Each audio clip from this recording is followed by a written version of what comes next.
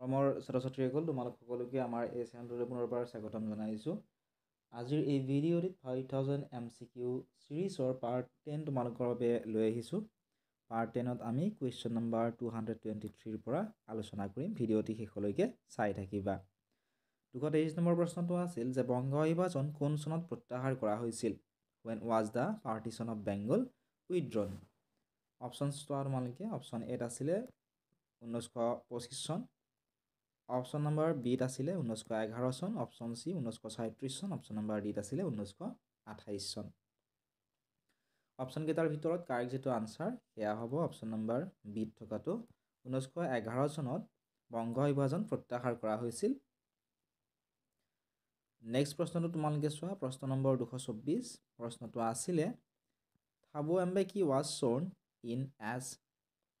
থাবু এম্বেকিয়ে শপত গ্ৰহণ কৰিছিল। কি হিচাপে শপত গ্ৰহণ কৰিছিল সুধিছে। অপশ্যন এত আছিলে প্ৰাইম মিনিষ্টাৰ হিচাপে, option B first deputy president হিচাপে, option number C second deputy president হিচাপে, option number D none of the above অৰ্থাৎ ওপৰৰ এটাও নহয়। অপশ্যন কেইটাৰ ভিতৰত কাৰেক্ট যিটো আনচাৰ সেয়া হ'ব অপশ্যন নম্বৰ বিত থকাটো। থাবু এম্বেকিয়ে ফাৰ্ষ্ট ডেপুটি প্ৰেচিডেণ্ট হিচাপে অৰ্থাৎ প্ৰথম উপৰাষ্ট্ৰপতি হিচাপে তেওঁ শপত গ্ৰহণ কৰিছিল। নেক্সট কুৱেশ্যনটো চোৱা। Question number 225। কুৱেশ্যনটো আছিল who wrote the prose piece a letter to God. এই লেটাৰ টু গড কোনে লিখিছিলে সুধিছে। অপশ্যন এত আছিলে Ruskin Bond, option B Lokesh Abrol, option C G L. Fuentes, option number D none of the above ওপৰৰ এটা নহয়। ইকুৱেশ্যনটিৰ কাৰেক্ট যিটো আনচাৰ সেয়া হ'ব অপশ্যন নম্বৰ চিত থকাটো জি.এল. ফ্লুৱেন্স। নেক্সট কুৱেশ্যনটো চোৱা। Question number 226। কুৱেশ্যনটো আছিল হুৱেৰ ইজ কুৰ্গ চিটুৱেটেড অৰ্থাৎ কুৰ্গ ক'ত অৱস্থিত। অপশ্যন আছিল ইন কৰ্ণাটকা কৰ্ণাটকত, ইন বিহাৰ বিহাৰত, ইন তামিলনাডু তামিলনাডুত, ইন আছাম অসমত। কুৰ্গ ক'ত অৱস্থিত তোমালোকে পাঠটিত পাইছিলা যে কুৰ্গ কৰ্ণাটকত অৱস্থিত। তোমালোকক যদিহে এই কুৱেশ্যন আনচাৰসমূহ লাগে তোমালোকে আমাৰ পেইড টেলিগ্ৰাম গ্ৰুপত জইন কৰি ল'ব পৰা। আমাৰ ফ্ৰী টেলিগ্ৰাম গ্ৰুপো আছে, হোৱাটছএপ চেনেলো আছে। তোমালোকে ডেছক্ৰিপশ্যনত দিয়া লিংকত ক্লিক কৰি জইন কৰি ল'ব পাৰিবা। একেবাৰে ফ্ৰী হয়, সকলোবোৰ লিংক তোমালোকে ডেছক্ৰিপশ্যনত পাবা। নেক্সট কুৱেশ্যনটো চোৱা। Valliammai was called in short. ভাল্লিয়াম্মাইক শ্বৰ্ট অৰ্থাৎ চমুকৈ কি বুলি মতা হৈছিল। অপশ্যনবিলাক তোমালোকে চোৱা এ বি চি ডি। এই অপশ্যনকেইটাৰ ভিতৰত কাৰেক্ট এনচাৰ কোনটো হ'ব ভিডিঅ'টি প'ষ্ট কৰি কমেণ্ট ছেকশ্যনত জনোৱা। কুৱেশ্যনটিৰ কাৰেক্ট এনচাৰটি হৈছে Valliammai was called in short Valli. Option A হ'ব কাৰেক্ট এনচাৰ। নেক্সট কুৱেশ্যন চোৱা। Question number 228। কুৱেশ্যনটো আছিল the tiger hears the last voice. Last ভইচটো কেতিয়া শুনিছিলে। অপশ্যন আছিলে A at noon, option B in the morning, option C at night, option number D none of the above. অপশ্যনকেইটাৰ ভিতৰত correct যিটো আনচাৰ সেয়া হ'ব অপশ্যন নম্বৰ চিত থকাটো এট নাইট ৰাতিৰ সময়ত। নেক্সট কুৱেশ্যনটো চোৱা। Question number 229। The sole inhabitant in the emerald sea is. Option আছিল A shark, option B a mermaid, option C an octopus, option number D none of the above. অপশ্যনছকেইটাৰ ভিতৰত correct যিটো answer সেয়া হ'ব option number বিত থকাটো a mermaid. Question number 230। কুৱেশ্যনটো আছিল according to the poet animals are ডেছ। কবিৰ মতে এনিমেলছবোৰ কি হয় সুধিছে। অপশ্যন আছিলে A placid and self contained, option B brutal, option C placid only, option number D none of the above. এনেকুৱা ধৰণৰ কুৱেশ্যন প্ৰায়ে পৰীক্ষাত আহি থাকে। বহুকেইখন ডিষ্ট্ৰিক্টৰ প্ৰি বৰ্ড এক্সামৰ কুৱেশ্যন পেপাৰটো আহিছিল। বহুত বেছি ইম্পৰ্টেণ্ট হয় কুৱেশ্যনবিলাক, মনত ৰাখিবা তোমালোকে। কুৱেশ্যনটিৰ কাৰেক্ট এনচাৰ হৈছে অপশ্যন নম্বৰ এত থকাটো প্লাচিড এণ্ড ছেল্ফ কণ্টেইনড। মানুহক যদি 5000 MCQs লগতে half yearly exam pre board এক্সামৰ কুৱেশ্যন পেপাৰসমূহৰ লগতে এই চেনেলটোত আপলোড কৰা গোটেইখিনি নোটছ লাগে তোমালোকে আমাৰ পেইড টেলিগ্ৰাম গ্ৰুপত জইন কৰি ল'ব পৰা। লিংকবোৰ তোমালোকে ডেছক্ৰিপশ্যনত পাই যাবা। Question number 231। The name of the little black kitten is. সৰু যিটো ব্লেক কিটেন আছিল, মেকুৰীৰ যিটো পোৱালি আছিল, সেই পোৱালিটোৰ নাম কি আছিল। অপশ্যন আছিলে A blink, B ink, C mustard, D none of the above অৰ্থাৎ ওপৰৰ এটা নহয়। কুৱেশ্যনটিৰ কাৰেক্ট যিটো আনচাৰ সেয়া হৈছে অপশ্যন নম্বৰ বিত থকাটো ইংক the name of the little black kitten is ইংক কুৱেশ্যন নম্বৰ 232 এবাৰ মই তোমালোকক ছ'চিয়েল ছায়েন্সৰ চেপ্টাৰ 2 হিষ্ট্ৰীৰ কুৱেশ্যন কেইটামান লিখি দিছোঁ ঠিক আছে তোমালোকে চাবা মহাত্মা গান্ধীয়ে পোনপ্ৰথমে সত্যাগ্ৰহ নীতি ক'ত প্ৰয়োগ কৰিছিল অপশ্যন ক'ত আছিলে চম্পাৰণৰ কৃষক আন্দোলনত অপশ্যন ক'ত আছিলে দক্ষিণ আফ্ৰিকাৰ বৰ্ণবাদ বিৰোধী আন্দোলনত অপশ্যন গ আইন অমান্য আন্দোলনত অপশ্যন নম্বৰ ঘ ওপৰৰ এটাও নহয় অপশ্যনছ কেইটাৰ ভিতৰত কাৰেক্ট যিটো আনচাৰ সেয়া হ'ব অপশ্যন নম্বৰ সৎ থকাটো মহাত্মা গান্ধীয়ে পোনপ্ৰথমে সত্যাগ্ৰহ নীতি প্ৰয়োগ কৰিছিল দক্ষিণ আফ্ৰিকাৰ বৰ্ণবাদ বিৰোধী আন্দোলনত নেক্সট প্ৰশ্নটো চোৱা প্ৰশ্ন নম্বৰ 233 প্ৰশ্নটো আছিল এনেধৰণৰ যে চৌৰি চৌৰাৰ ঘটনা সংঘটিত হৈছিল চৌৰি চৌৰাৰ যি হিংসাত্মক ঘটনা এই হিংসাত্মক ঘটনা কিমান তাৰিখে সংঘটিত হৈছিল সুধিছে অপশ্যন ক'ত আছিলে 1922 চনৰ 1 ফেব্ৰুৱাৰী অপশ্যন খ 1922 চনৰ 12 ফেব্ৰুৱাৰী অপশ্যন নম্বৰ গ 1921 চনৰ 15 ফেব্ৰুৱাৰী অপশ্যন নম্বৰ ঘ 1921 চনৰ 11 ফেব্ৰুৱাৰী অপশ্যনছ কেইটাৰ ভিতৰত কাৰেক্ট আনচাৰটি হৈছে অপশ্যন নম্বৰ ক'ত থকাটো 1922 চনৰ 5 ফেব্ৰুৱাৰী তাৰিখে চৌৰি চৌৰাৰ ঘটনা সংঘটিত হৈছিলে নেক্সট প্ৰশ্ন তোমালোকে চোৱা প্ৰশ্ন নম্বৰ 236 প্ৰশ্নটো আছিল পূৰ্ণ স্বৰাজ দিৱস পালন কৰা হৈছিল পূৰ্ণ স্বৰাজ দিৱস কেতিয়া পালন কৰা হৈছিল অপশ্যন ক'ত আছিলে 1930 চনৰ 26 জানুৱাৰী অপশ্যন ক'ত আছিলে 1947 চনৰ 15 আগষ্ট অপশ্যন গত আছিলে 1942 চনৰ 15 আগষ্ট অপশ্যন নম্বৰ ঘত আছিলে ওপৰৰ এটাও নহয় কুৱেশ্যনটিৰ কাৰেক্ট যিটো আনচাৰ এয়া হৈছে অপশ্যন নম্বৰ কটো 1930 চনৰ 26 জানুৱাৰী তাৰিখে পূৰ্ণ স্বৰাজ দিৱস পালন কৰা হৈছিল এতিয়া চাওঁ আহা আমি নেক্সট প্ৰশ্নটো 235 নম্বৰ প্ৰশ্নটো আছিল 1932 চনত সাম্প্ৰদায়িক বাটোৱাৰা ঘোষণা কৰা ব্ৰিটিছ প্ৰধানমন্ত্ৰীজনৰ নাম কি ইম্পৰ্টেণ্ট কুৱেশ্যন হয় এইটো প্ৰায় এইটো পৰীক্ষাত কুৱেশ্যনটো আহি থাকে অপশ্যনছ আছিল ক Ramsay MacDonald option B Lord Curzon option C Herbert Risley option number D Lord Nathaniel Curzon options কেইটাৰ ভিতৰত কাৰেক্ট আনচাৰটি হৈছে অপশ্যন নম্বৰ কত থকাটো 1932 চনত সাম্প্ৰদায়িক বাটোৱাৰা ঘোষণা কৰা ব্ৰিটিছ প্ৰধানমন্ত্ৰীজনৰ নাম আছিল ৰামজে মেকডোনাল্ড কুৱেশ্যন নম্বৰ 236 কুৱেশ্যনটো আছিল যে দাণ্ডী যাত্ৰাত মহাত্মা গান্ধীৰ অসমীয়া অনুগামী কোন আছিল মহাত্মা গান্ধী যি দাণ্ডী যাত্ৰা কৰিছিল সেই দাণ্ডী যাত্ৰাত তেওঁৰ লগত অসমৰ কোন আছিল অসমীয়া অনুগামী কোন আছিল অপশ্যন আছিল অ লীলাধৰ বৰুৱা খ গোপীনাথ বৰদলৈ গ কুশল কোঁৱৰ খ ওপৰৰ এটাও নহয় কুৱেশ্যনটিৰ কাৰেক্ট যিটো আনচাৰ সেয়া হ'ব অপশ্যন নম্বৰ কত থকাটো দাণ্ডী যাত্ৰাত মহাত্মা গান্ধীৰ অসমীয়া অনুগামী লীলাধৰ বৰুৱা আছিলে এতিয়া চাওঁ আমি 237 নম্বৰ প্ৰশ্নটো জালিয়ানৱালাবাগৰ হত্যাকাণ্ড হৈছিল জালিয়ানৱালাবাগৰ যি হত্যাকাণ্ড সেই হত্যাকাণ্ড কেতিয়া সংঘটিত হৈছিল সুধিছে অপশ্যন ক'ত আছিলে 1919 চনৰ 15 এপ্ৰিল অপশ্যন খ 1919 চনৰ 13 এপ্ৰিল অপশ্যন গ 1942 চনৰ 15 আগষ্ট অপশ্যন নম্বৰ ঘ ওপৰৰ এটাও নহয় অপশ্যন কেইটাৰ ভিতৰত কাৰেক্ট যিটো আনচাৰ সেয়া হৈছে অপশ্যন নম্বৰ খটো 1919 চনৰ 13 এপ্ৰিল তাৰিখে জালিয়ানৱালাবাগৰ হত্যাকাণ্ড সংঘটিত হৈছিল মনত ৰাখিবা এই হত্যাকাণ্ডৰ প্ৰতিবাদত ব্ৰিটিছ প্ৰদত্ত নাইট উপাধি ৰবীন্দ্ৰনাথ ঠাকুৰে ত্যাগ কৰিছিল নেক্সট কুৱেশ্যনটো চোৱা 238 দ্বিতীয় ঘূৰণীয়া মেজমেলত কংগ্ৰেছৰ একমাত্ৰ প্ৰতিনিধি কোন আছিল অপশ্যন চোৱা ক মতিলাল নেহৰু খ মহাত্মা গান্ধী গ কুশল কোঁৱৰ ঘ ওপৰৰ এটাও নহয় দ্বিতীয় যি ঘূৰণীয়া মেজমেল অনুষ্ঠিত কৰা হৈছিল তাত কংগ্ৰেছৰ একমাত্ৰ প্ৰতিনিধি আছিলে জাতিৰ পিতা মহাত্মা গান্ধী অপশ্যন খ হ'ব এই প্ৰশ্নটোৰ কাৰেক্ট এনচাৰ নেক্সট কুৱেশ্যনটো চোৱা কুৱেশ্যন নম্বৰ 239 কুৱেশ্যনটো আছিল জালিয়ানৱালাবাগৰ হত্যাকাণ্ডৰ প্ৰতিবাদত কোনে ব্ৰিটিছ প্ৰদত্ত নাইট উপাধি ত্যাগ কৰিছিল ব্ৰিটিছ প্ৰদত্ত মানে ব্ৰিটিছে দিয়া নাইট উপাধিটো ত্যাগ কৰিছিলে অপশ্যন ক'ত আছিলে দাদাভাই নৌৰোজী অপশ্যন খ ৰবীন্দ্ৰনাথ ঠাকুৰ অপশ্যন গ মহাত্মা গান্ধী অপশ্যন নম্বৰ ঘ সুভাষ চন্দ্ৰ বসু প্ৰশ্নটোৰ শুদ্ধ উত্তৰটি হৈছে অপশ্যন নম্বৰ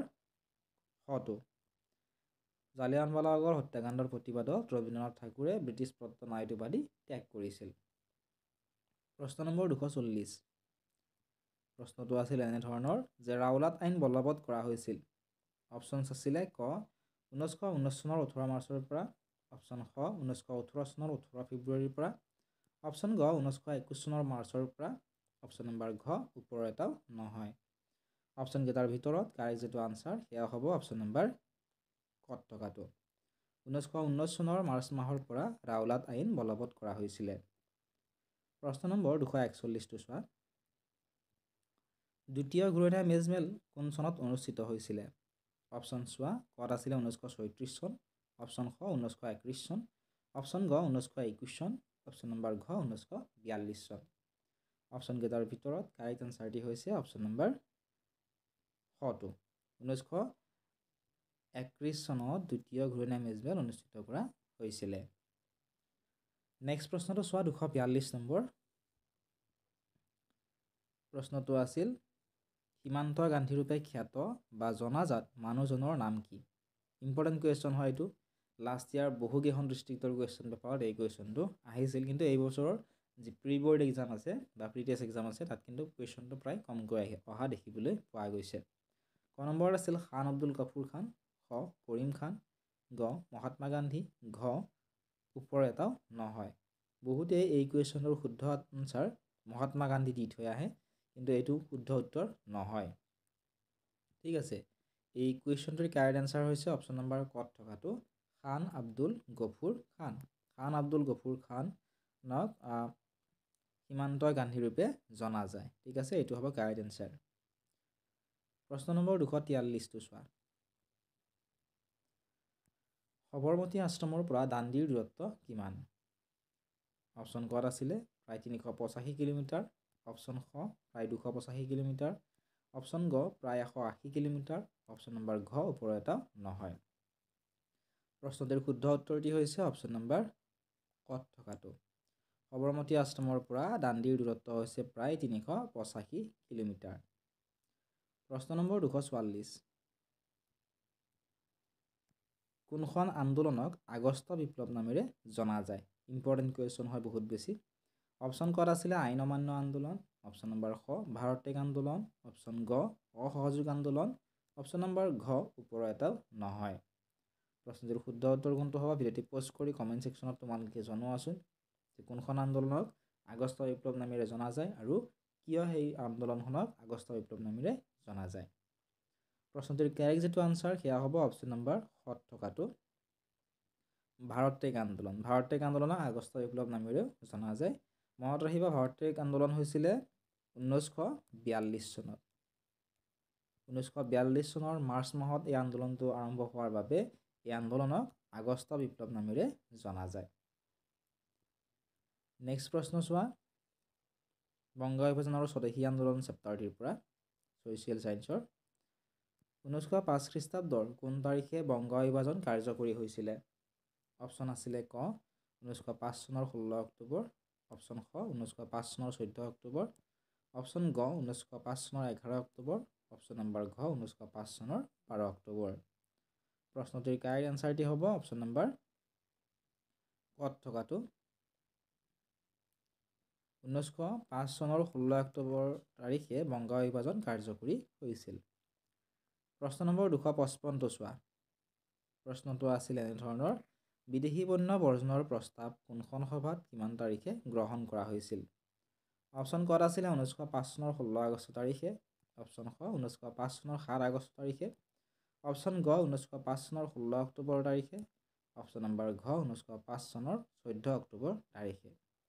প্ৰশ্নটিৰ শুদ্ধ উত্তৰটি হৈছে অপশ্যন নম্বৰ খত থকাটো 1905 চনৰ 7 আগষ্ট তাৰিখে বিদেশী পণ্য বৰ্জনৰ প্ৰস্তাৱ গ্ৰহণ কৰা হৈছিল। কোনখন সভাত গ্ৰহণ কৰা হৈছিল কমেণ্ট ছেকশ্যনত জনাবা, নোৱাৰিলে কমেণ্ট কৰিবা, আনচাৰটো কমেণ্ট ছেকশ্যনত মই দি দিম। প্ৰশ্ন নম্বৰ 256। কোন চনত মুছলিম লীগ নামৰ ৰাজনৈতিক সংগঠনটোৰ জন্ম হৈছিল? মুছলিম লীগ নামৰ যিটো ৰাজনৈতিক সংগঠন আছিল এই সংগঠনটো কিমান চনত জন্ম হৈছিল সুধিছে। অপশ্যন আছিলে A 1906, option B 1907, option C 1918, option D 1921। Correct answer কোনটো হ'ব?